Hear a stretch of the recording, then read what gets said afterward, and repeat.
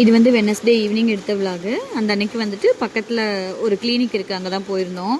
என்னாச்சுன்னா ஹஸ்பண்டுக்கு வந்து மே ஃபஸ்ட்லேருந்து ஒரு கண்டினியூஸாக 3 டேஸ் லீவ் இருந்துச்சு. அதனால 2-3 இடங்களுக்கு சுற்றி பார்க்குறக்கு வெளியில் போயிருந்தோம். அங்கே போயிட்டு அவுட் சைடு ஃபுட்டு ட்ரிங்க் எல்லாம் குடித்ததில் எனக்கு நல்லா சளி பிடிச்சி நல்லா தொண்டை கட்டிருச்சு. அதனால தான் வீடியோஸுமே எதுவுமே போடலை, எல்லாம் எடிட் பண்ணி வச்சு வாய்ஸ் ஓவர் கொடுக்க முடியாமல் டிலேயில் இருக்குது.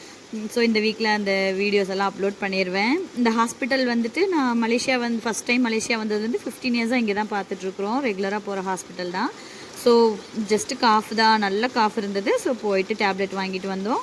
அதுக்கப்புறமா பக்கத்தில் ஒரு 99 மார்ட் இருந்தது, போயிட்டு கொஞ்சம் ஸ்நாக்ஸ் மாதிரி ஏதாவது வாங்கலாம் ஈவினிங் டைம் அந்த மாதிரி சாப்பிட்றதுக்கு அப்படின்னு சொல்லிட்டு வாங்கிட்டு வீட்டுக்கு வரக்கு நைட் 8:30 ஆகிடுச்சு.